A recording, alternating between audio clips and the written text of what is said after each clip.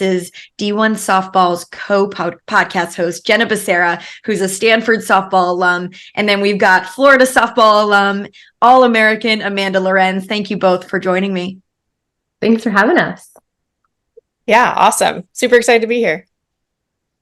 Okay, so we're going to start by talking about the top 4 teams in the country.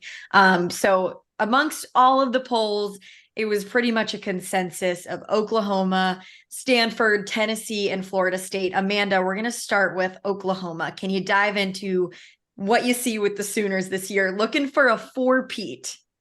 Yeah, I think the thing that's so impressive about Oklahoma is that there's not even I don't one know if we can hear you, Amanda. 1 second. We might have Jenna jump in and talk about the Sooners while Can you we hear get me? Amanda's volume figured out. Yeah, no worries. Happy to help out my teammate. I mean, the 4-peat is potentially historic, right? Like no one has ever done it. The 3-peat was already impressive this past season. Hasn't been done since UCLA in the early, 80s, 90s era. And so to be able to see them do it now would be huge for the sport and super impressive. I think, Amanda, are you back? Can you hear me? We can hear you. Okay, great. Jump in. I think the thing that is so impressive about Oklahoma is there's not one name that stands out to me. There's not one star player. Their roster is so stacked. Like, I don't even know which name to say first. I think I'm most excited about Tiare Jennings in her senior year and the leadership that she's just grown into and the type of athlete that she is. I think she always plays the game the right way and just is always so clutch. But yeah, I think that with how star-studded their roster is, it allows every athlete to just play to the maximum of their ability, and that's why they're so fun to watch. And then, not to mention, they lose Jordy Ball, right, to the transfer portal. And this is still a team that everybody's saying could 4-peat, which is crazy. But they bring in Kelly Maxwell out of the transfer portal, another amazing arm that has a lot of experience playing against the Sooners. So should be really fun to see her on the Sooners. It's weird. Absolutely. I am so excited to see how she does under pitching coach Jen Rocha. A little biased, but I think that Coach Rocha is the best pitching coach in the country. And I think that Kelly is going to have a lot of fun working with her.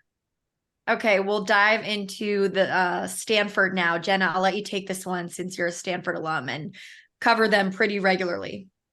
Well, speaking of pitching, that's going to, I think, continue to be a strength for Stanford. I mean, everyone knows Nigel Kennedy's name after last year at the Women's College World Series, the freshman of the year in the entire country as well. And another really great pitching coach is Tori Nyberg there at Stanford too. And she's helped developing Nyjah. She also helped develop Elena Vaughter, who has since left. But I think the pitching situation is going to be huge. It's a great opportunity for Reagan Krause, who's been a huge asset to them as well. Like it's very much a staff approach. But then you have a Gold Glove catcher in Ali Kaneshiro as well. I mean, that really helps anchor that battery. And she's been so huge. She's a senior now, so she has the actual, experience at the highest level at this point and the biggest stage. And then when you add somebody like a Taryn Kern, who not only the Big Ten freshman of the year last year, but the Big Ten player of the year last year at Indiana, she's going to bring that pop and that power into the lineup for Stanford that they could use a little bit more of. So I think for the most part, they have all the tools between pitching, a little bit of defense, and some offensive power now to really make another run this year. Absolutely. So we've got Tennessee and Florida State next. I want to talk about Florida State first, just because I think it's kind of the opposite situation of Stanford. Stanford, you've got that star pitcher in Nyjah Kennedy. Florida State, on the other hand, you've got some really big names in the lineup, Michaela Edenfield, but they lost Catherine Sandercock. They were already a pitch by committee team last year. How do you guys see Florida State looking this year, especially in the circle with just McKenna Reed kind of coming back to lead that charge? Yeah, I'm excited to see how McKenna Reed does this year and tries to step into more of that veteran mindset. I know that she typically got the ball later in the games and tried to close out games last year. So I'll be interested to see if she'll get some more starts this year, some more innings, and see her kind of develop into their Friday night guy. Jenna, anything on the Noles? Yeah, I mean, I think any competitor, and McKenna Reed is a competitor, thinks of this as an opportunity, right? Like in some ways, it's like you want the ball. So this is actually even bigger opportunity for her individually to make an impact for her team. Allison Royalty also going to be an asset for Florida State as well. But, I just think that they they've been such a key part of just building up the ACC. They really set the standard back in 2018 when they won the national championship. And then now we're seeing others like Clemson and Duke and Virginia Tech also kind of follow in the footsteps and really be a big impact on the national stage. So I think Lonnie Alameda is a special one. Yeah, Florida State seems to always be in the mix. You know, they just, no matter what, it's just a scrappy team. They always end up making it and making a long run in the tournament. And I think it'll probably be the same this year. Let's talk Tennessee. So some polls have Tennessee all the way up at number 2. I know I had them at 2 in my Power 10 rankings, just because you bring back a player, one of the most dynamic players in the country in Kiki Malloy. You have 18 returners from their Women's College World Series team. You know, they bring in a transfer from Oklahoma behind the plate. This looks like it could be a pretty stacked Tennessee team. What do you two think about the Vols? Yeah, I think that the name that stands out to me is Kiki Malloy. I think she's just so athletic. She's so passionate. I love the way that she plays. And she just seems that she totally leads the Vols. Like, they look at her to lead the way. And she does it in such a great way. Jenna? Leadership, so huge. And that's what she brings. Again, that experience too on the biggest stage. I mean, a player of the year candidate returning is huge. Leading the nation in home runs last year with 25 is huge. But also looking at some of the newcomers that they have, you know, Karen Weekly actually said that the freshman Bella Faw, shortstop this year, that she may be one of the, if not the best defensive shortstops that they've ever had come through the program, which is saying a lot. Like, that is a huge compliment. So seeing sort of that presence offensively, but then some of that also support defensively like that from all ages, I think is going to be important for the Vols. All right, so those are our top 4 teams in the country. Let's talk about storylines for this year. One of the biggest ones I see, I'm going to start us off with this one, is who can actually compete with Oklahoma, right? Every year we've seen teams beat them. We've seen it done. Very rarely do we see their bats go cold, but we have seen it happen. But what we've never seen in the past 3 years is them beaten twice. I mean, it seems nearly impossible to do. The lineup is just too good, even against like a pitcher like Nyjah Kennedy, right? They're able to eventually get better and adjust to the pitches they're seeing and light it up. So who in the country do you think can actually compete with Oklahoma this year? If I had to put my money on them, I would think that I put my money on Nyjah Kennedy and Stanford. I do think that it's going to have to be the perfect storm of somehow all of the Oklahoma bats are a little bit more quiet. And it just times up right in the year where they get quiet and Nyjah comes in hot. I think that the Stanford offense can provide her with 2 or 3 runs and she can use that, and that will be enough to beat them twice.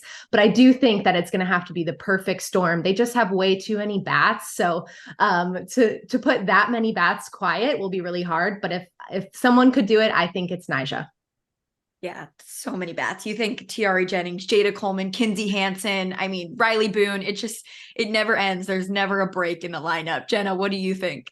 Same. I mean, that is the thing, actually, is Oklahoma has had the perfect storm now for what feels like years. Last year, they led not only offensively as a team in batting average, but they also led the country in terms of ERA as a pitching staff and fielding percentage defensively as a team. Like, that is impressive. Like, that is the perfect storm that they have been able to have. So when you have almost your entire lineup essentially making all these preseason All-American awards, preseason picks for conference honorees and things like that, you're in a pretty good position. But I do think we did see it last year in Oklahoma City that Stanford was, I think, put up the biggest fight outside of Baylor having the one win against Oklahoma last year. They put up the biggest fight, and they didn't do it just once, they did it twice. And a lot of that was driven by Nyjah Kennedy. And again, the Gold Glover, Ali Kaneshiro, behind the plate as well, anchoring that for them. So I do think I'm with you, Amanda. I think that that's probably the biggest chance that someone has. Okay. Yeah, we always forget too. We did almost see it happen with Clemson in the regionals. Yes. That one, they pushed them to extras. Valerie Cagle gave it her all. I mean, that was one heck of a game, but it comes down to Kinsey Hansen getting it done in the big moments like she always does. Oh, all yeah. right. Any other storylines that you think fans should keep an eye on for this season? I'm most excited about Jordy Ball returning home to Nebraska. I remember watching her press conference once she signed and was on Nebraska's campus, just so fired up for her. She just looked like full of joy, so happy to be home and so excited to compete for her people.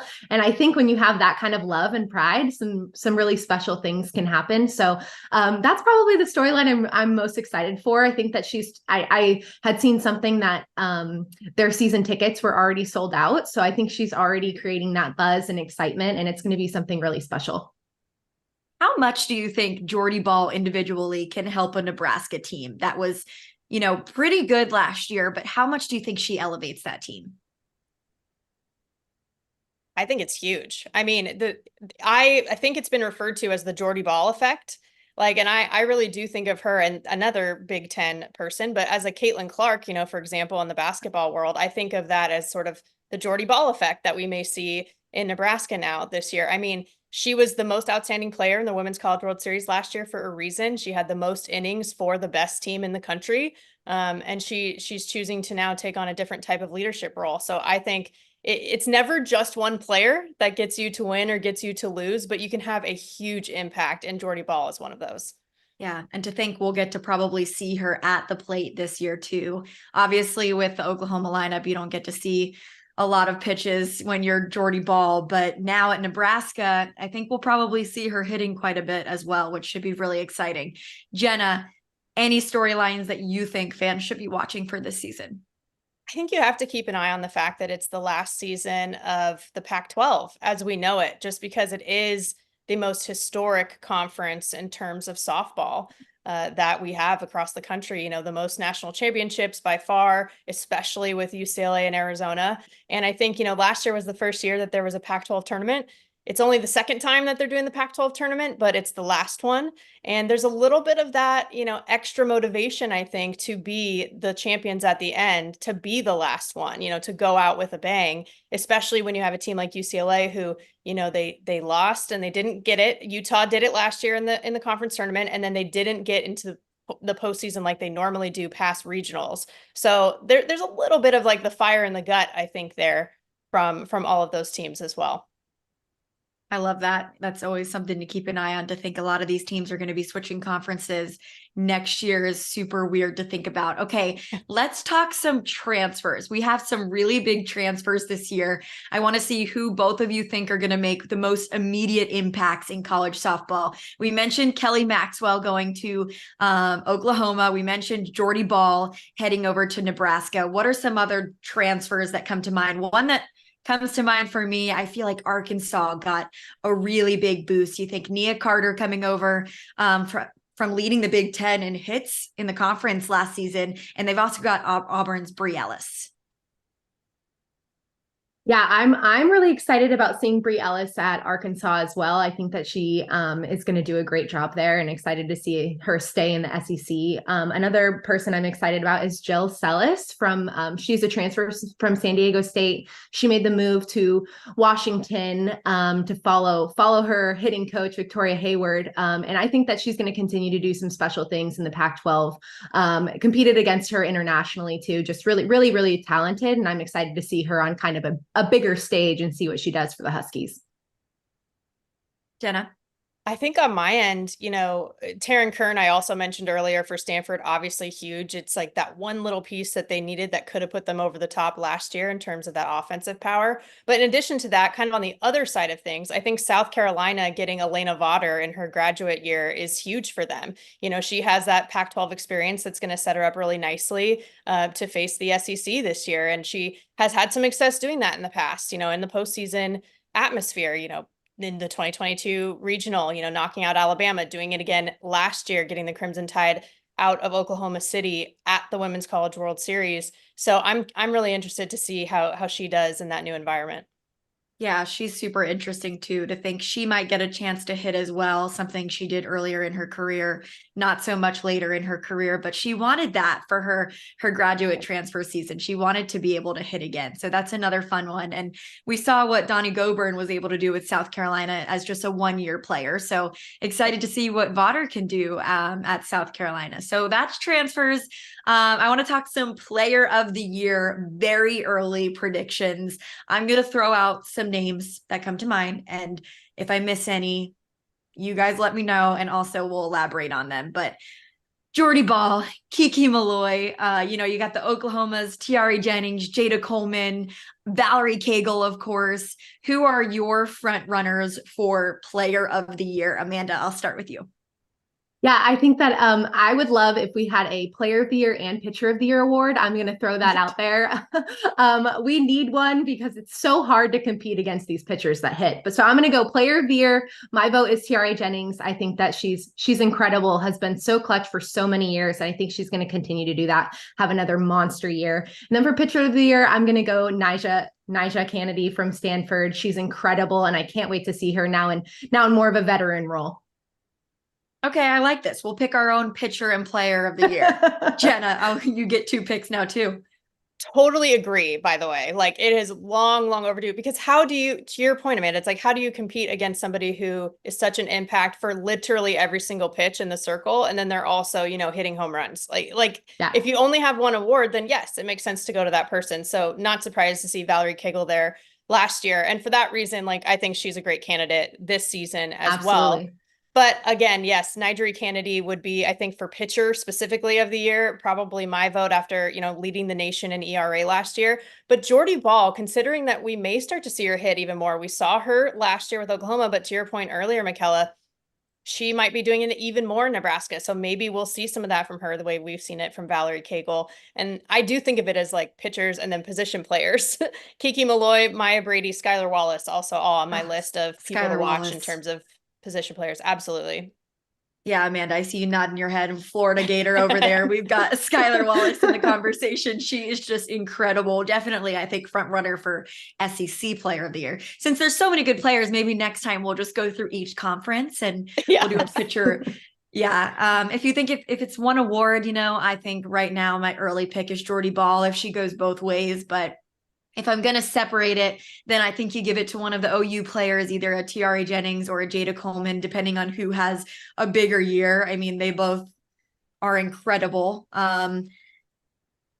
It's hard not to go with one of those players. Yeah. And then I would go with Nyjah Kennedy for pitcher of the year as well. That's my early picks. Okay, let's talk some under the radar teams to keep an eye on. Obviously, we had a ton of those last season, and that always happens in softball. It's not a sport where, at the end, it's usually Oklahoma for the past 3 years, but there's usually some upsets. We'll get to see a ton. So who are some under the radar teams you think we should watch out for? Yeah, I think San Diego State, led by Allie Light again in the circle. I'm excited to see them compete. I loved watching them compete in the postseason last year. They have that fire in their belly, losing in super regionals, and created a new standard for their program, which is so exciting. And I don't know that it really counts as under the radar anymore, but Nebraska, with having Jordy Ball, I think that they've been under the radar for the last couple of years. So really excited to see them compete with a new leader in their program. Totally agree with those. I would add, and I also feel like they're not so much under the radar anymore after last year, but Utah is definitely one to look out for from the pack. I mean, but they did win the Pac-12 conference tournament. They went to the World Series last year. So I don't know if you can call that under the radar anymore, but they still deserve their flowers. And then agree with San Diego State for sure. What Stacey Newfman is building down there is outstanding. Oh, yeah. I would say another one that I'm interested in looking at this season is UCF.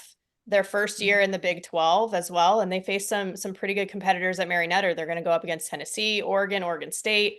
And, they're not a quote unquote mid-major anymore. And I've interviewed head coach Cindy Ball Malone before, and she didn't even used to like to use that word really, like mid-major, because she's like, it's more than that for sure. But now, they're in that power conference, and I'm really curious to see how that rolls out for them. Yeah, I'll add in South Carolina too, if that's even an under the radar team. They're, you can't really call it they're an SEC team, but that's another one that I think when you add a pitcher like Vaughter to keep an eye on. So, Baylor too, another one. Did we say Baylor? Yeah. I don't think so, but I agree. Okay. Yep. All right. Well, we'll add that in the mix. We've got a lot of under the radar teams to keep an eye out on. Okay, let's talk some top matchups. Softball, college softball is blessed with the St. Pete's Clearwater Invitational and the Mary Nutter. It's just crazy the non-con matchups we get to see early in the season. I mean, literally in just a week, we're going to see Stanford versus FSU, FSU versus UCLA. UGA versus UCLA. UGA is another team we haven't talked about that is just completely loaded this season. What are some of your favorite matchups you're excited to see? Amanda, we'll start with you. I'm really excited to see Georgia and Oklahoma State go at it. I think that both of them are so offensively driven, and that's going to be a really fun game to watch. I'm a hitter, so I love to watch the offense, and I think that that game will provide us a lot of excitement the viewers will love to watch. And then Florida State and UCLA last year was such a fun game to watch, and we get it again. So I can't wait to watch that as well. So those are probably my top two. Jenna. My favorite thing just about these tournaments is that it really is, we've all been waiting for college softball to come back since the World Series, and we basically get that taste of it in February. It is wild. So with Clearwater, you mentioned it, Michella, Stanford and Florida State, literally on the first day of that tournament. Like, what? These are two of the teams who finished in the top 4 last year, right? And overall at the Women's College World Series. And then you have other teams like Tennessee is going to play Stanford, and Texas and Florida State. Like, there are so many of those who are all going to play each other in Clearwater. And it really is that just Women's College World Series in February. And then for Mary Nutter too, I mean, goodness, UCLA, Nebraska, I think is going to be a really interesting matchup too. And Utah, Nebraska. I'm interested to see, with Jordy Ball, the Jordy Ball effect, and going up against some of these Pac-12 teams, should be a good one in Palm Springs. So Jenna, you brought up Texas. I want to talk about Texas a little bit, maybe Georgia too, because those are kind of the two teams in the middle of everybody's top 10. A lot of rankings have them at either 5 or 6. If you talk about Georgia, you think this is a team bringing back almost their entire offense. I think they lost one player from last season. Then they've got Shelby Walters in the circle. What do you see with the Dogs? This team seems really well-rounded, and a team that went pretty far last year, but has some more potential.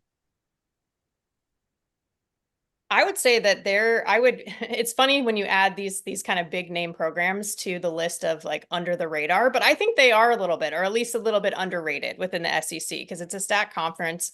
And when you have some of these players coming back, I mean, they had 2 or 3, I think, that were preseason All-Americans, for example, on the roster for Georgia. And I think, they had some great battles last year, even some midweek battles against like a Stanford, for example, when they went out there and went to Athens to do battle. But I think that they're definitely one to watch this season as well. And I think they may be shaking up the SEC a bit.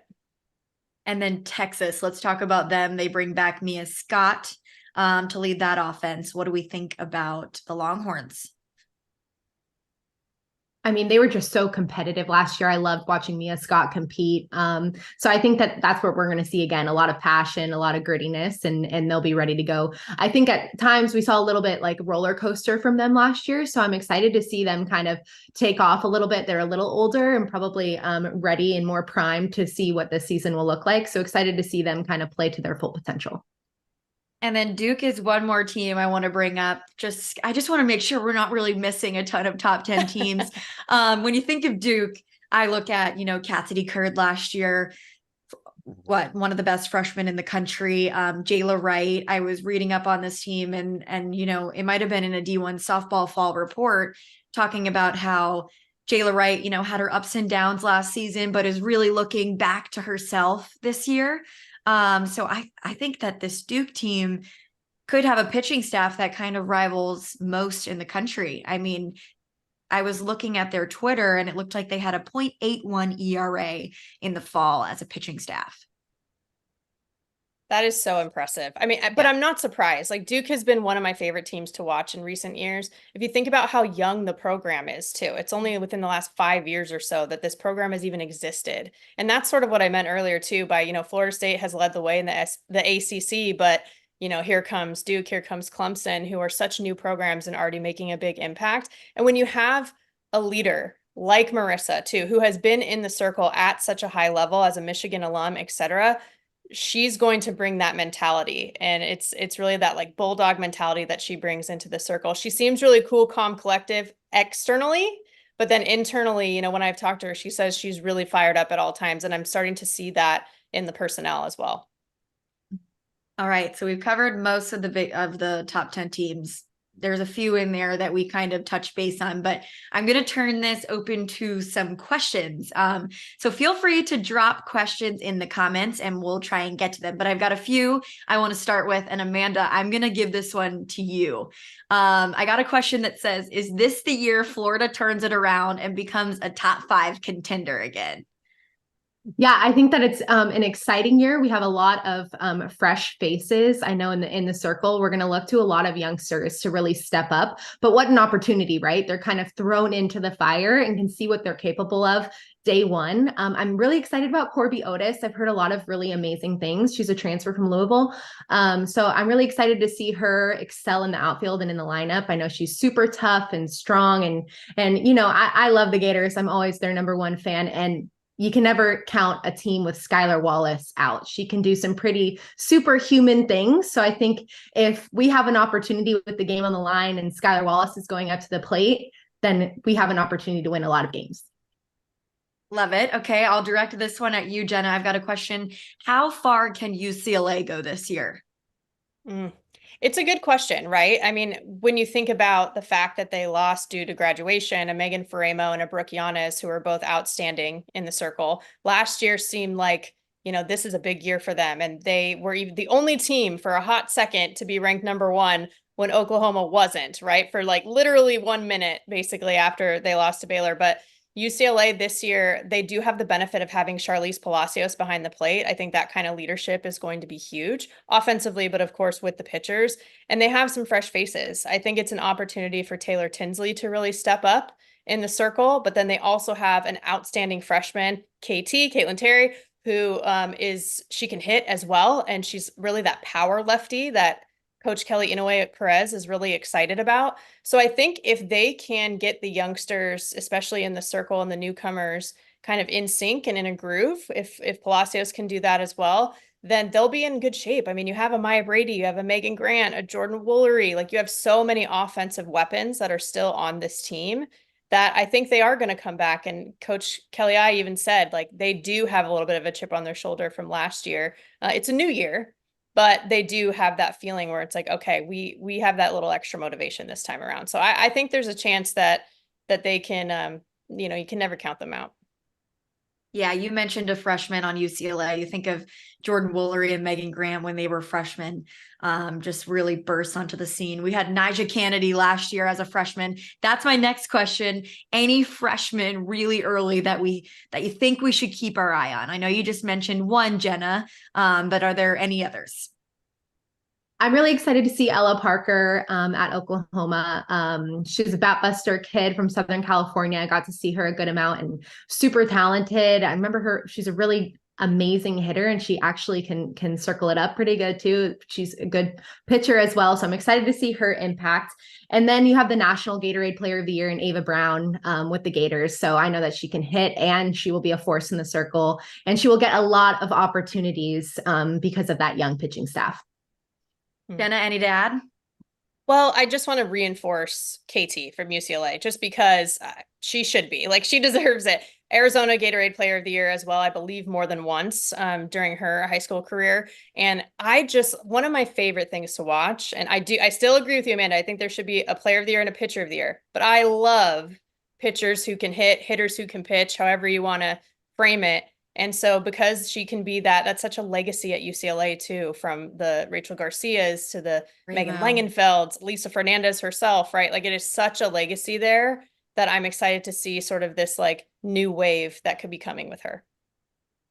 All right, next question. What are your thoughts on Washington this season with a strong pitching staff? You know, this is a Washington team that had Ruby Malin kind of leading them to the Women's College World Series as a freshman last year.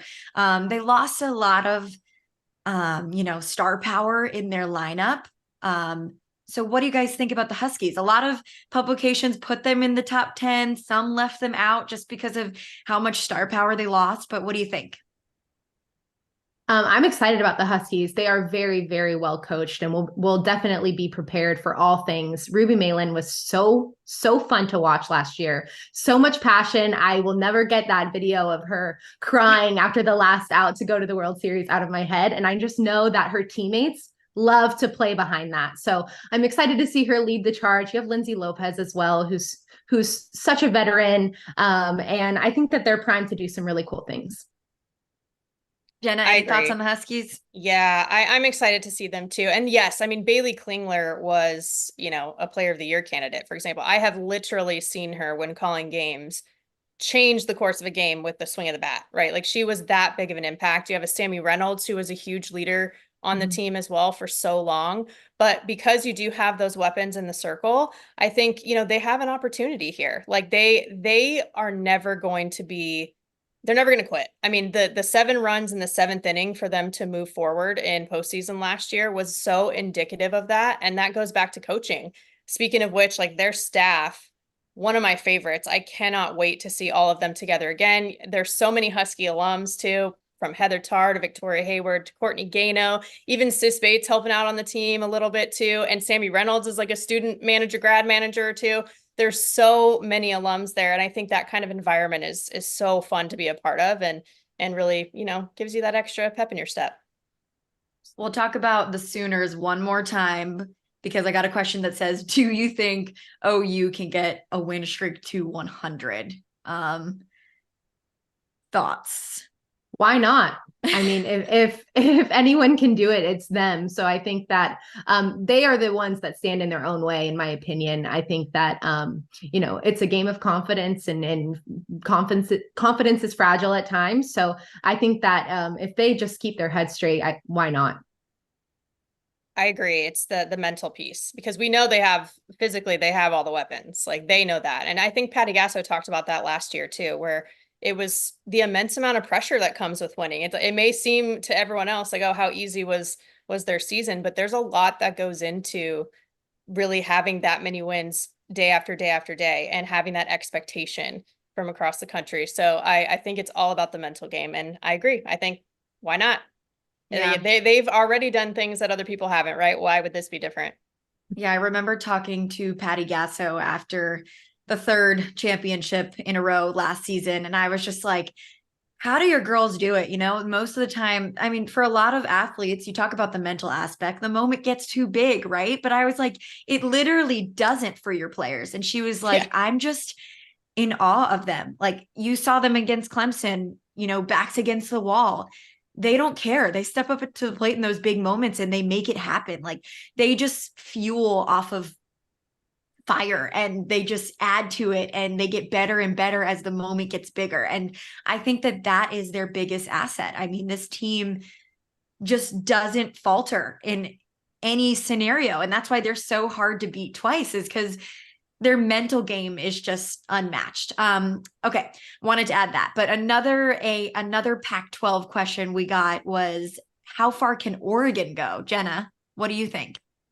I think that's a team that may surprise people. We have all these preseason polls and it's all based on what we think is going to happen. But when things actually go down between the white lines, that's when it gets interesting. And you have a Stevie Hansen, you have a Morgan Scott in the circle for Oregon, and they were really competitive last year throughout Pac-12 conference play. And I think Melissa Lombardi has been building up a really good staff and a really good just approach in terms of coaching these young women since she's been there in Eugene, and they've gotten better and better every single year. So I do think that they're ones, I'm interested to see them play Washington, for example, this year in the Pac-12, and Stanford and UCLA, because I think they're gonna surprise some people. All right, I'm gonna end it on this. This is the final question we're gonna answer.